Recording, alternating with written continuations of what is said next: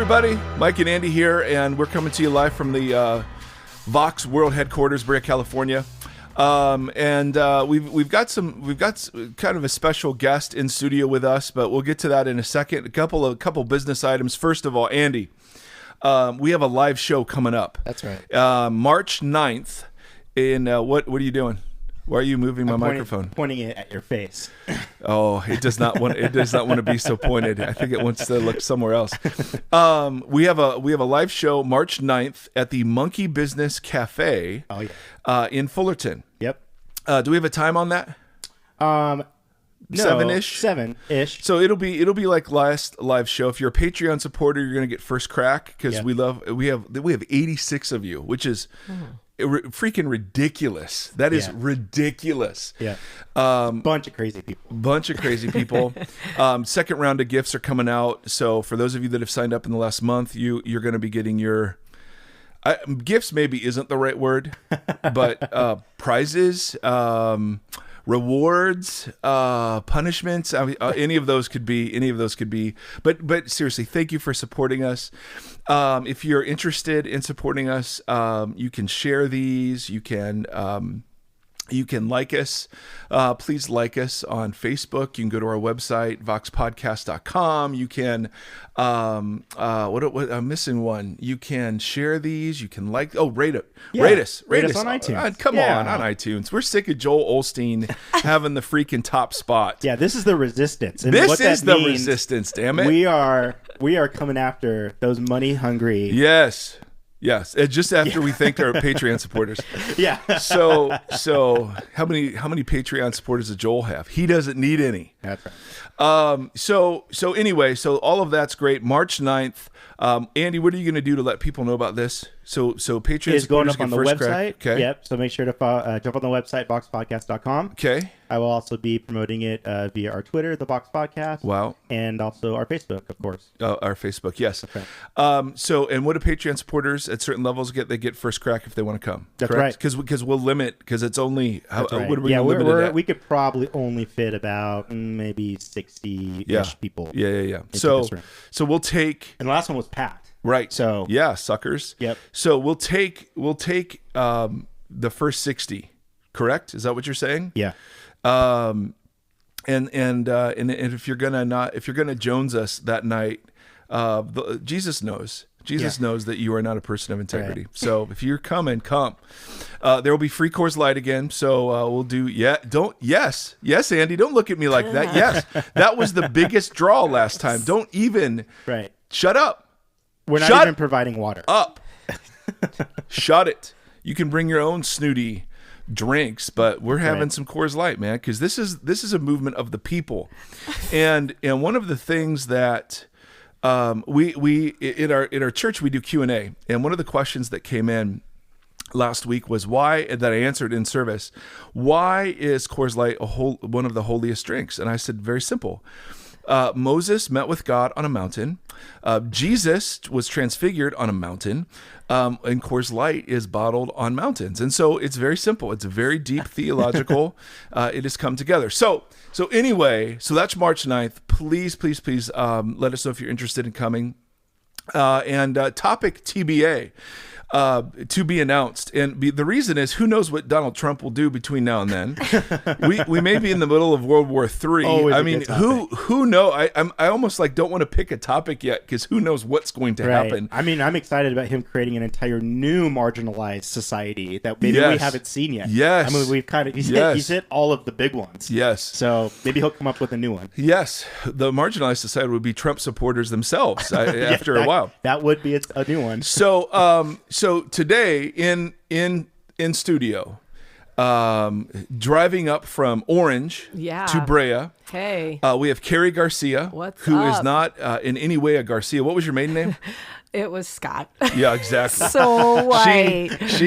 And I am so white. Yes. If not on the inside. No, well, we'll see. You can say that. White people say that about themselves, but only if black people say that about you, then do we respect that? I mean, you brought the jungle in here with your leopard shawl. But I'm not wearing shoes because you brought that in here. It's a rental. That's right. That's how the Vox World headquarters is in my house. That's a rental. So no shoes allowed.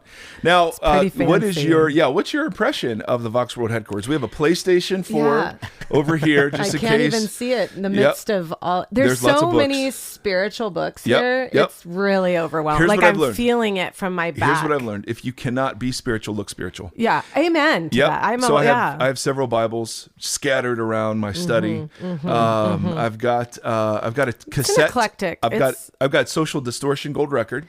That was actually the first thing I noticed, which made me feel at home. Isn't that awesome? I was like, all right, this isn't too crazy. This thing was already here. That's a Spartan Race finish medal. So it's a participation trophy for fat people that made it through the Spartan race. It is. You hung that with pride, brother. No. My wife. Your wife wants to remind you, honey. Remember that one time? You remember that time you exercised? Remember that? Remember that day? Do that more. Yeah, just one more time. That's what she's saying. I know, seriously. So this is the Vox World headquarters. Yeah, it's impressive. I'm sure. I have a shirt on. Today, just in honor of you. Is that not a normal thing? Nope. Normal thing is no so pants. Thankful No, don't say no underwear, because I wear undies. I would never do that to you, Andy. First of all, I don't want you to feel insecure. I feel like there might be a day. I don't want you to feel bad. All right, now.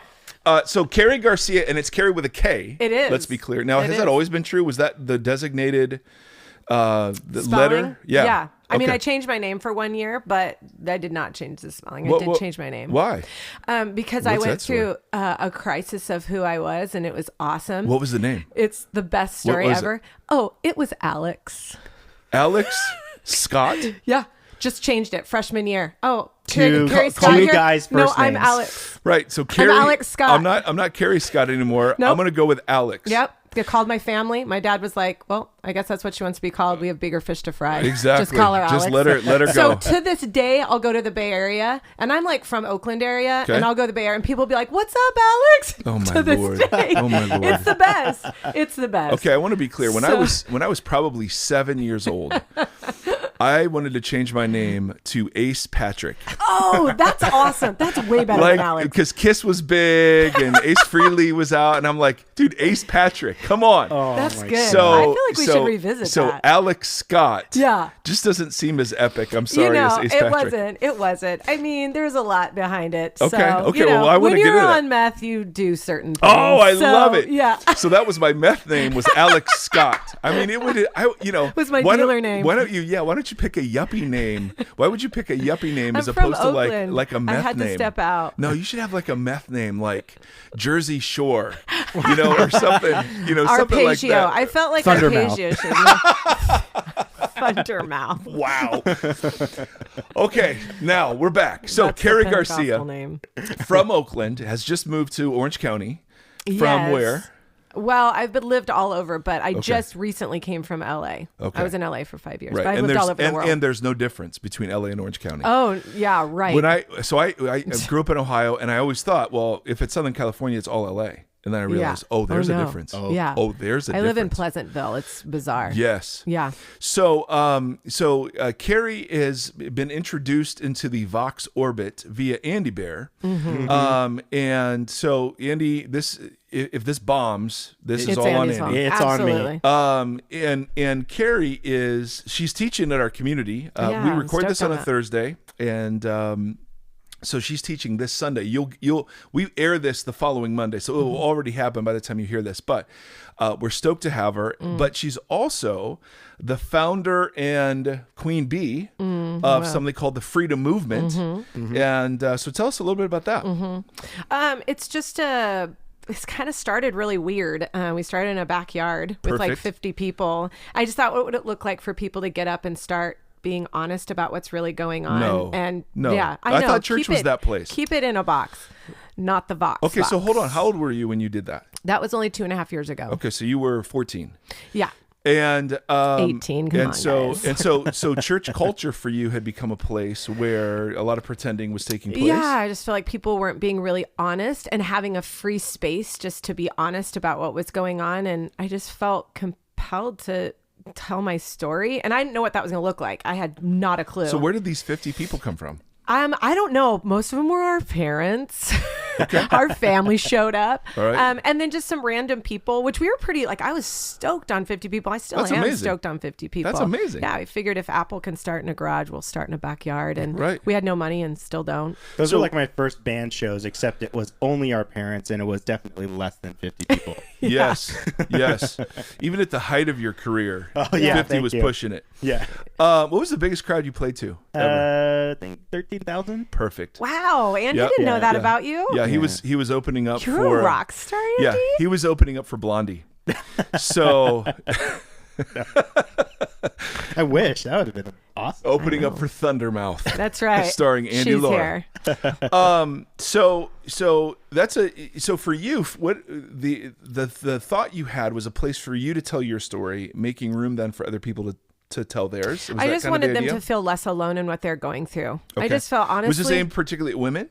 Yeah, Okay. it was and is aimed right now to this point. It's seemingly growing into something way more than what I Well, yeah, if ever you're going thought. to name it Freedom Movement, I mean, it's kind of an epic name. It's way better than Alex Scott. Yeah. I mean, at least your sober name was much I better don't than your know meth about name. that. Alex was pretty amazing. No, not at all. She as a person was pretty Yeah. eventful. No doubt. Yeah, it's just kind of growing. I don't know where it's going to go, but right Okay. now it's for women. What do you want for it? Like, what's the so there's telling the story Mm-hmm. and there's freedom in telling your story, but then what? There's a couple parts of this because it's kind of extensive, so I'm going to make the really elevator pitch here Okay. of what it is. All right. But I just saw that there was. I love the idea of people coming together. I think that there is something in that, and large groups of people coming together. And I saw that there was a lot of organizations out there that were really reaching the 9s, 10s, 11s of people who are like really following Jesus on a scale of like 10 being okay. a passionate Christ Okay. follower, 11 and 1 being Spinal Tap. yeah, just going off the rails. Right. And 1, you had like all the things that were like Harvest Crusade or what, you had all this Yeah, stuff that I was like, yeah. I don't know if they're really reaching unbelievers, nothing against them, but I just didn't see that there was a place for this like no man's land of people who are like, I can't reach this end of the spectrum. Right. And this feels cheesy. So we just kind of wanted to create that space where anybody, whether you knew Jesus or not, or whether you were really burned by the church or whether you were really burned by religion, that you could kind of come and just have this space where you were free to be. And somebody on the stage was actually speaking about real life things that were going on. And then hopefully the goal in that is that we would actually plug them into kind of long-term care or place in the church. The churches that we partner with, we meet with extensively. Like, do you actually love people? Yeah. Or do you love Extreme causes? vetting of There churches. is. That's what we need. This is. I have a new policy proposal. Extreme vetting of churches. Yes. Yeah. Boom. Yeah. Okay, go I for do it. that, actually. Nice. Nice. So, How many of so- them are tied to Russia? yeah. Russian Orthodox Church, I suspect is tied to Russia. I'm not sure, but go ahead. So that's kind of what we do. All is right, I create love this- that. So it's not just. I'm sorry to interrupt you, but it's all right. it's not just a here's my raw story. Mm-hmm. It's the invitation to walk, not only in that, but out of that with other people in a community. Yeah. I love that. So we go on tour and we travel all around, and we've gotten to go all the way over to India. We've gotten to go all through Who's the we? our team. Okay. Our So team, you have a the crew. Freedom. Yeah, we have a staff, and that's Yeah, it's all always weird. it's always good when there's a movement that's more than one person. I mean, if you were just a freedom movement and it was you, it'd be like, okay. Yeah. But a freedom movement like with you and a team, that feels like more movementy. Yeah, I like that. It's definitely had its momentum. It's been interesting. So you were just in India, and then you were also just in Portland. Yeah. Which was weirder? India, for sure. But Portland was a Surprisingly. close second. Surprisingly. For sure. What was the largest crowd? Andy's throwing 13 grand out there. Oh, How about not you? even close. How about you? The largest event we've had is 1,500. Okay, perfect. Yeah. All right, I like Which that. was like, what is happening?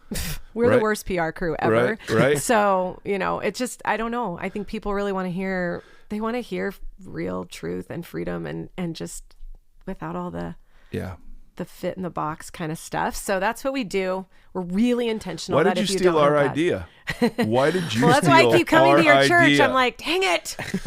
Why am I drawn to this Oh, church? see, because there's a level of handsomeness here that is unique. Right. It's true. I was like, oh, man. That Andy. Right. All right, look at those It's brown given eyes. Mario a new bench of attractiveness to know. work towards. It's like, do we need to pray yeah. about going here, Carrie? Mario, Are you struggling? Mario is the husband. Mario is my husband, And yes. and let's be clear about Mario. Okay. Just amazing. He's amazing. He's quiet. He's quieter. At least quieter. than yeah, me, yeah, for sure. Yeah. So I mean, and that's how it has to be. Yeah. I married up though. Well, 100%. Well, I don't know. I mean, I think that's debatable. Who was the upper? Marrier? I don't know. He's the upper. He'd I'm say the if he upper. were here, if he were here, he might disagree. But Maybe, but he'd be wrong. so what was it about your journey that led to the freedom movement? Were you a church kid? Totally. My dad's a pastor, has been a pastor since Whoa. I was born. In what sort of context? Head pastor of churches all over. So all over. Yeah. What kinds of churches? Well, we started out Baptist, so there's a whole story behind that, but moved it to non-denominational, just a really very grace-driven. I think when you have the experiences of what we've experienced, you can't help. If you're going to love Jesus and experience what you experienced, you better know grace. Right. So that's now where he sits and where he lies, and Okay. very And he's still doing evangelical pastor. Yeah, super. He's still doing it. Yeah. And so what was it like being a pastor's kid? I mean, I'm raising 3, and so I've always kind of There was wondered about really that. great things about it. I love that I grew up knowing truth. I love that my dad taught me the truth from the grit of God's word, but we lived in such brokenness. Our outside appearance was very keep it together, look the part. My dad is really handsome, just like you. You guys remind That's me a what I'm lot of talking each about. other. That's what I'm freaking talking about. And my mom You was are- really beautiful. Yes. And so she, Like me. yeah. Oh, So it's kind of Lord. like I'm sitting with my parents right now. Wow. And we just really played that part really well. Just keep it all together. And because the church, because that was what you did. I as think a- it was because a we pastor had to family? hide. I think we had to hide a lot what was going on at the home. And so the diversion to the hiding came from look how great we look on the outside. But the reality was my mom was struggling with an eating disorder my whole life. She had mental illness and really just sat. I watched my mom sit for 50 years in the front row. She always sat in the front row in this one particular spot, no matter what church we were at, taking notes feverishly. And yet I knew that what she was learning wasn't penetrating to her heart, that she was truly loved and worthy of God's love. I think it was always about performance. And it was for my dad for a long time too, was about performance. And that's all I knew growing up. And so even though I had the truth of God's word, I had really dysfunction and brokenness in my home. And that played itself out really negatively. Yeah. How did the mom's eating disorder and mental illness play out in the family? Everyone was an island. Everyone lived okay. like an island. Dad was off doing ministry. Mom was in her room, like binging and purging. Like mom was doing her thing. I was escaping because in a house that's islands, you are really ignored. And I am not the personality that will be ignored. Right. So I kind of made this vow. I will never be ignored again. I will be seen. I will be heard. But that manifested itself in drug use and just like really I was so lost, I just kind of I didn't have nurturing. I didn't have all these things that you're kind of supposed to have when you're an adolescent. And so just really played itself out in partying and I'm going to be the best partier. I'm going to be the most known partier. It was kind of played itself out in that arena. And then, by the time I was like 13, I was drinking, 14, I was on meth and lived pretty like a duplicit life. My dad would pick me up at parties like the next morning on Sunday morning, no matter where I was, he would pick me up and take me to church and I'd be sitting in the front row, like spinning, like tweaked out, And your dad had he knew, but Okay. that's one thing I will tell you, that even though it was all super dysfunctional, my dad loved me a lot. And even though, I remember I knew I embarrassed him and his ministry and all this stuff, but there was my dad's performance and that whole dysfunction that he had and his whole codependency issues, overrode, his love overrode all of that. And That's awesome. he would proudly sit me in the front row. I was like the girl that had to change the the projector, like remember the Yes. things Yeah, on that? overhead Yeah, the overhead projectors. thing. Yeah, that was me. Like, but like spun, like tweaked out. Oh my goodness. Upside down, backwards. yeah, I'm just and like, you're looking at it. And you're like, oh, reading it makes it, perfect and you sense. can read it. You're the only one in the room yeah, that I'm can like, read this this. makes total sense. But he would have me there. It was like the one thing that I Yeah. think he just could kind of feed into. So, so that was like part of that whole thing. And as soon as I got off drugs, I found a Christian guy, got married, and that was super dysfunctional because I never figured out. I mean, people that do drugs don't love themselves; they hate themselves. And so, How long did that addiction go for? the last time I ever did a line was when I was 20. Wow. So from the time I was 14 till the time I was 20, but from about 19 to 20, I really was trying to get help, and it just that's a process of getting off drugs. And some people can go no more, but usually statistically they fall back into and realize I don't want to live in that anymore. So Got it. yeah, I mean, then just went into marriage and went straight into ministry. Okay, so yeah, it's so good. Okay, Right? so yes, this is this is beautiful. So we've been pretending. You've been just so lost. You Right. get off of drugs, and then instantly it's back. It's Jesus at 11, It's Jesus at 11. right? Yep. So gonna marry a Christian guy, and You know where this goes. Well, yeah, he was probably homeschooled. No, he wasn't. Okay. He wasn't. He struggled actually with mental illness. I don't know if I can say that on here, but wow. Yeah. So it was, You didn't know that. I knew he was suicidal, but I was super like, I can take care of you. I can like it just, there's all that psychology behind that. Like I want to fix my mom. So now I'm going to fix you. It's Right. weird. I'm so messed up. Man. Oh my goodness. No, I mean, welcome to the family. Yeah, I right. just am like, oh wow. So we'll turn Jesus up to 11, Christian guy. And then when you say ministry, what do you mean by that? Went straight into youth ministry. Him and I co-pastored, and we did that for several years. What was that like? It was really real and true, and I loved God, Okay. but I was not living authentically when the lights are out and nobody was around. The inside person of me was not matching. I was so angry. I mean, volatilely. Police had come to our house because of how angry I was. I mean, I couldn't put my finger on it at the time, and everyone I knew was like, stuff it, do ministry. What was the trigger? Was it It towards? could be anything, but it was mostly towards him Okay, in got it. private. On the outside, Of I course. knew how to play that part. Right, you know what I right. mean? That's all I had known. Right. And so, and my parents were still together at this time, living out that whole lie. And, it just was really, really volatile. And that went on for 3 years. And then my parents got divorced. And I always say, like, it's like Camelot fell. I felt like Camelot fell. I felt like we were on this pedestal and all these secrets came out. And everything that was inside. Came out to the church? Yeah. I mean, my mom had written this letter. It's really a long story, but yeah, kind of came out. My dad had stepped down. The church refused for him to step down. It was actually beautiful how they handled my dad, but it finally, I don't know, it gave me permission to feel, and it gave me permission to like talk about what was actually going on. And that was a good thing, but I internally exploded. I had like an absolute mental breakdown and stepped out of my marriage vows, had an affair, was like, I'm getting out. I'm not doing this anymore. This will be the one thing that'll finally kick me We'll out. turn Jesus down to 1. Yeah, we'll turn Jesus Right. down to negative. Right. And so I was like, this will get me out of my marriage. This will get me out of church. This will just get me out of all of it. And that was really short-lived, but played into my mind really, really negatively and messed me up and caused me to almost commit suicide. And it was really dark. It was the darkest time of my life was that period. Definitely not the drugs. Why was that so dark? How did that? Was it the shame that was coming out? Was it the mix of rage and shame and self-loathing? And I mean, what? It was shame, that? and it was shame.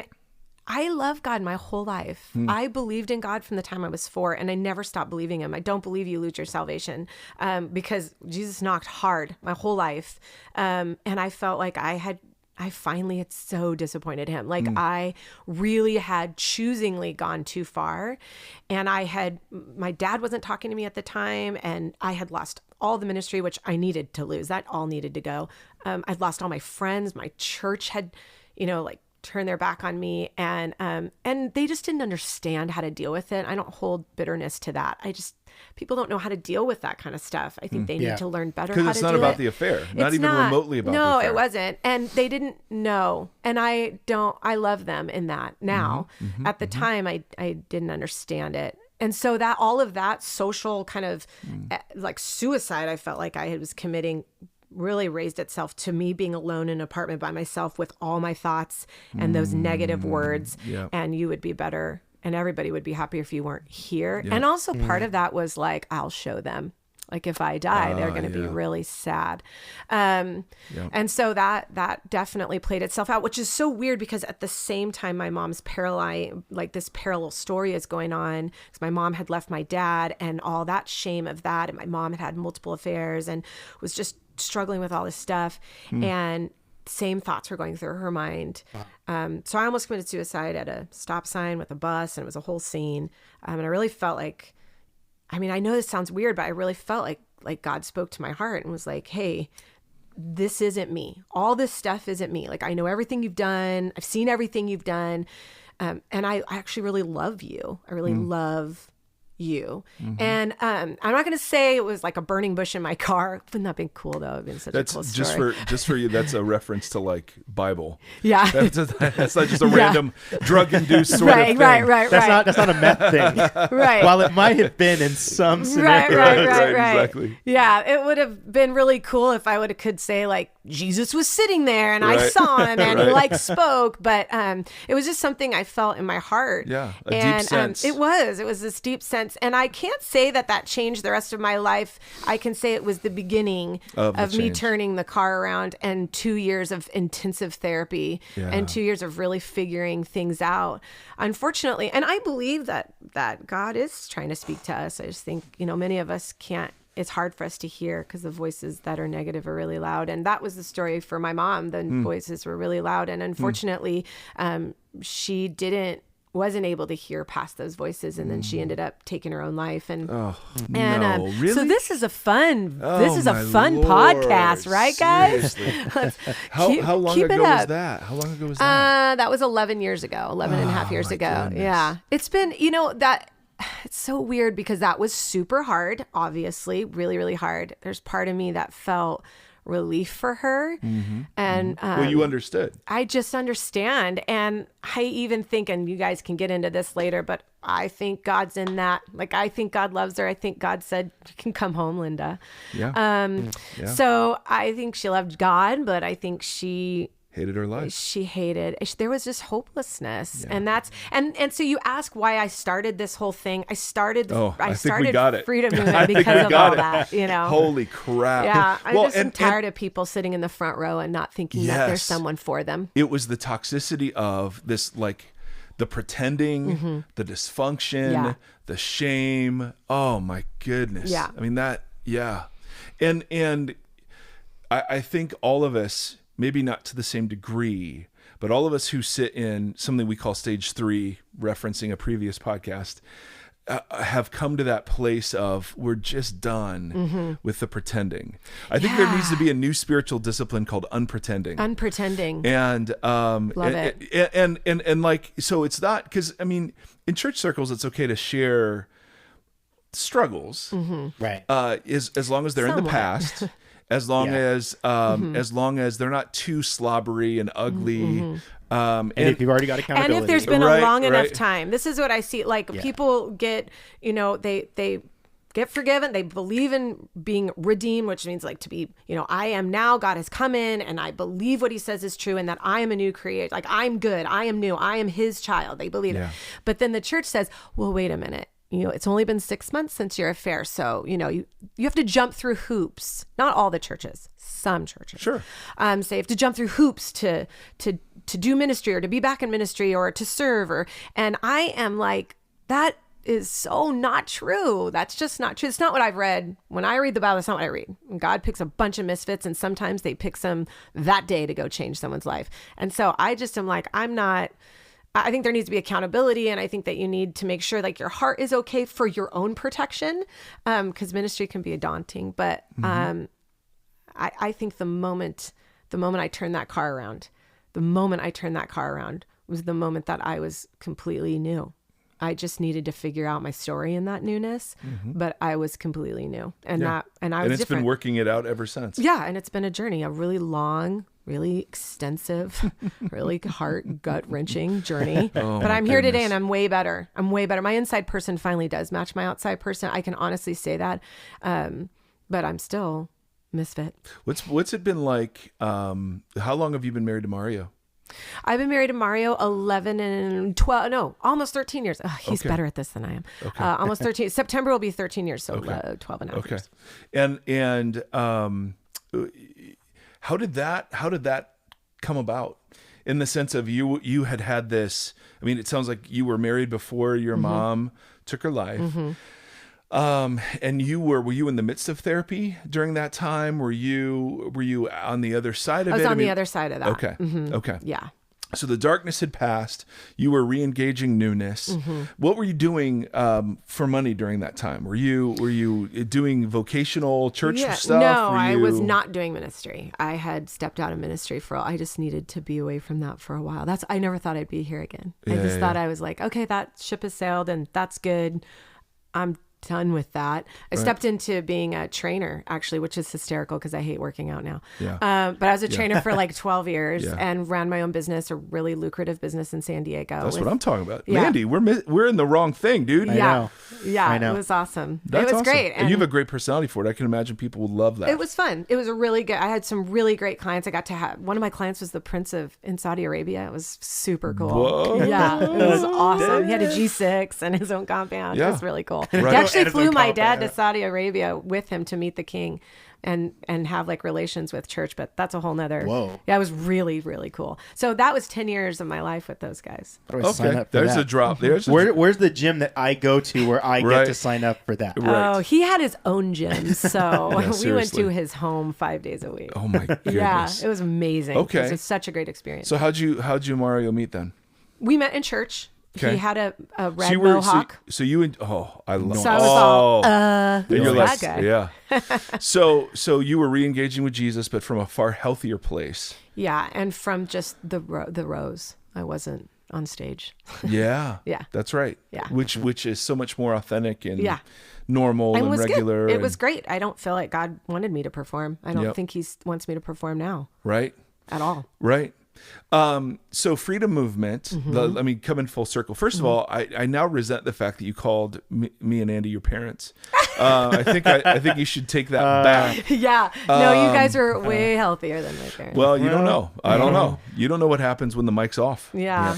Well, I do, because I've hung out with Andy till like 3 a.m. talking deep philosophical things. So I do know. Really? This is true. Yeah. Oh man, This is true. I can only imagine Andy at 3 a.m. Andy at It was 11 a.m. It was actually me confessing, like, I need a way out of this situation. I'm actually It was more looking therapy because I for- do life coaching. And so it was kind of about Oh you. no. It was a cry for help more than anything. I want to be clear, though, the person that needs help in this is me, because what I'm dealing with here, and maybe you've got some thoughts about this, I'm dealing with somebody who's the opposite of John the Baptist, right? He wants to increase and he wants me to decrease, and I just resent it. I'm so angry. You can tell. Well, hey, Carrie has been called the voice of the millennials. How do you like that? By who? Yeah. Did any millennials call her that, or is it like 50-year-old Yes. Baptist women? Yeah. Well, I don't know. So why didn't you just start a women's ministry in the church? Come on, why not have just teas and flowers and arrangements? Well, and they got money, That so why is not go to them? working so well. The teas and the doilies, that is working really well. I didn't want to be in the church. I wanted to be where we didn't have to have that constraint of that, and I didn't want to be a part of all of that. Come on. But oddly enough, as I prayed about this, I really felt like God was like, you need to go to the church. And I was so resistant. I mean, my whole team can tell you, I had to go away on a mountain. It was a whole scene. Now, let's talk about mountains for a second. Coors Light. There are Right on things- a mountain. We've already done this. Okay. Yep. Okay. Just making sure that was clear. All right, go ahead. And really, I felt like God was like, you need to go into the church. And I didn't want to go into the church, but he was like, well, then no one's going to reach your mom in the church if you don't go. So I was like, But so you were founded out of the church to reach into it. Yeah. Kind of. And so now we kind of partner with churches. Right. And that's the difference between us. We're not just this event that comes in and says a bunch of stuff and then leaves. Right. We don't want to leave you like heart ripped open with where to go to have, good healing, So and I really do think that I think the church can be such a great space for healing and for learning and gaining wisdom. And it's a really important part of it, but it's not the whole thing. And so we need to come alongside churches. the church is the whole thing. Yeah. If you're not there Sunday morning, Sunday night, Wednesday. Yeah. then Well, you're I think there. some churches And like Sunday that. night. In my case. Or So- Wednesdays. Remember that? Remember Wednesday? Well, of I don't know. course. I'm kind of old, but So, I remember yes, Sunday you night are. church. You look great for 50. Thank you. So, What a Me too. jerk. Me too. yeah, well, Andy's in his 60s. Yeah. Yeah. So, all right. So freedom movement's big. What's it been like for you to be a woman in, and I don't know what your church experiences have been like, but in that context, because one of the things that I've really changed in the last maybe 5, 6, 7 years has been, deeply regretting the way the church has treated women and not allowed them into all levels of leadership. And that's just part of our, we're big fans of our friend Bonnie, and we've had a gal named Megan Fate Marshman into our church several times. She's and we're awesome. thrilled. Yeah, we're thrilled to have you. What's that been like for you? Has that been a thing? Has that been an issue at all? It has been an issue. There are a few churches that I've been involved with where I know that I am not going to be able to use the gifts that God has given me to be able to use them in that church because they don't have women on their Teach. stage. Oh, okay. Okay. But, to be honest with you, I know a lot of my counterparts are really really strong about this. And I love that's the hill they want to die on. And I'm good with that. And I feel like that's really important. We need those voices. I'm kind of at a place where it's not a hill that I have to die on. I feel like I'm good with being a woman, and I'm really good with preaching, and I'm really good with teaching. And if you're not at that place where you want to have me, that's okay. That's okay. When you're 50, it doesn't matter. I'm not 50. I just want to. Okay. Okay. She's not. Right. But I am close. 60. I am 40s. close. I am Late close. 40s. I am close. But I don't. It doesn't ring me up like some other people who really get riled up about it. And I think women should preach. And I think there's an incredible voice that they bring. And I think they bring such another aspect to the Word of God. But it's not something that if you're not okay with me being a woman preaching, that I'm going to go toe to toe with you. I just feel like that's something that you're working out, and that's okay. And there's space for you and your thoughts, and God's going to work that out in your own life. And I'm going to do my thing, and you're not really going to get in the way of that. Right. So if I'm not supposed to particularly be at your if it's church, just then if it's it's just okay. been to women, because that's allowed, right? Yeah, I mean, I guess. A woman to talk to women. I preach at a lot of churches, and that's been great. Let me compare our church with all the other churches that aren't as good. Right. Can you just talk just a little bit about that? Oh, man, where do I start? It's just so much. Yep. All right. So We're just not very good. or the bar is so low. The bar is so low. I always feel like when people tell me like you're a great teacher, I'm like, well, that's because the bar's low. Yeah. I don't think No, there's... I do it for you. Are a good teacher. Shut. You are. Shut. You are. Now, if you were training me, however, Like personal trainer or personal life coach training. Okay. Well, I don't know. I mean, life goals. I am aimless. I'm a wanderer. I'm just trying to fend off Andy from taking over the You podcast. just challenge anything that comes your way. That's like, As an this eight- is how it's supposed to be. Then we're out. Yeah. No, I think because I tried to stay purposefully not terribly aware of what freedom movement was, or just to hear it real kind of time.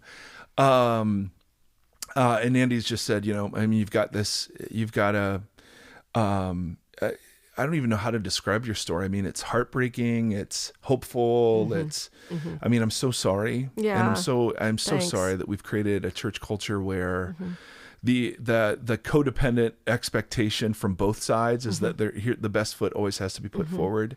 Don't you have so much hope though? I really do feel like there's a lot of people rising up and changing a lot of that. And I'm really hopeful for, my husband always says that the church is not going to look like this in 10 years. And my husband's very like the barefoot church kind of guy. And granola. And, yeah, he is a little bit. And, I'm really hopeful. I think church is a really good thing. And I think gathering people together is a really good thing.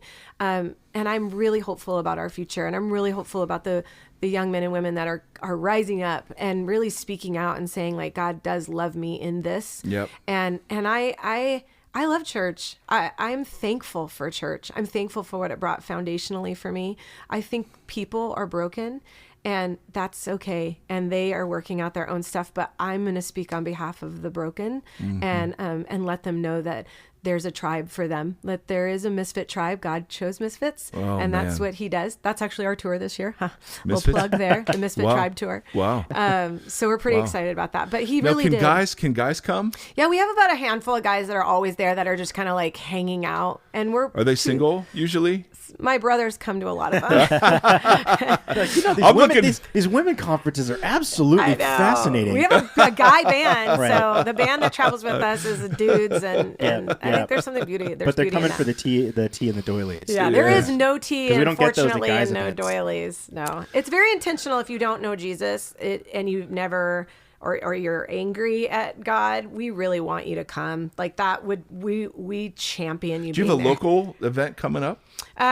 No, our local event here in Orange County is not all the way until September. Our next event's in LA. Damn you. We do have a workshop on Saturday called Fearless, and people get this But this Monday. Saturday, right? Oh yeah, Yeah, so yeah. So people get this So you Monday. missed When's it. when's the LA one? The LA one's March 24th. Okay. Where at? Yeah, that one's at a church called Rocky Peak in the Valley. Whoa. You cannot be a church called Rocky Peak in the Valley. Yeah. That totally It's not does called not. Rocky Peak in the Valley, but it's Rocky Peak. But it's in the and valley. it's in the valley. But it's Yeah. in a valley. You Yeah. can't be Rocky Peak Church in a freaking valley. It's actually not. It's up. It's up No, on a hill, like nope. overlooking all these rocks. Nope. It's kind of cool. No. It's a cool church. Nope.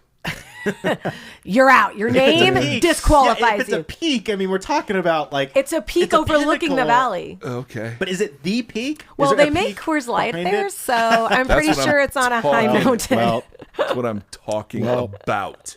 Dadgummit. All right. So, Carrie, wow. Thank you. Thank you. I feel really freaking honored awesome. to be here. It's with such greatness. Well, I'll just laugh at that. the greatness couldn't make it today, so you're stuck with us. So, brothers and sisters, I mean, obviously, if you've been tuning into our podcast, I mean, holy cow, do we resonate with this? There is a deep sense of unpretending that needs to happen in the church, and this is where there are other voices that are really beautiful saying, listen, it just can't be about being real. Jesus always did invite people into newness and into restoration, and it wasn't just, hey, I love you right there.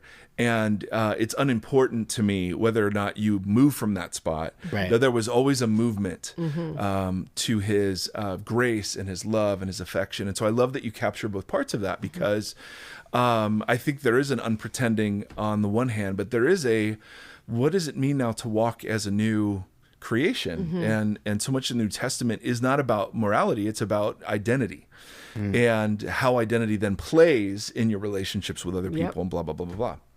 So I love that. I love that you're trying to connect people to each other in the midst of brokenness. I love it. I love it. I love it. So well done. Well done. Thanks. I mean, talk It's about been a trip. I can't even imagine. I mean, It's so weird. No. I don't even know. When he said I picked the least of these, I was like, yeah, sure did. yeah. Amen. Yeah, sure did. So coming up in LA, if you want to find out more, what's your website? You can go to thefreedommovement.us. .us. Yes, we're changing that URL. All of our, everyone hates it. I know. We're just changing it. Just bear with us. But right now it's thefreedommovement.us. And then if you're going to follow you on social media, follow me or Freedom Movement? Either. Carrie Garcia 1. What? With a as K. opposed to Alex Scott. Right. Alex Scott. Carrie Garcia 1 with a K. Yeah. Or you can Freedom_Movement. Freedom_Movement. Yeah. .us. All right. So, all right. Any other thoughts, Andy, before we wrap up? No. I was like, I'm sitting over here midway through it. Like, it's probably one of the first time on this podcast. I'm sitting here like listening to your story, and I'm just like, I'm gonna start crying. Oh, Andy, and I'm like, big heart, Andy. And so Hate you. Wow. Hate you. I just sat here bored. I'm sitting over here deeply connected to Carrie's story. I'm like, listen, I knew you before, but man, I really know you. know I know you. Right. Yeah. You know, we had a fun engagement because our friend Joy Oladokin, who played at Vox, she posted on Facebook a great, asking for great romance movies. I think, yeah, yes. okay. And I naturally, my first That's a contradiction in terms, brothers and sisters. Yeah. Just for the record. Just for the record. So Yeah. I went on there and I was like, oh, Top Gun, naturally. So I throw that out there. And then a few posts later, Carrie chimes in and says 300. Yeah.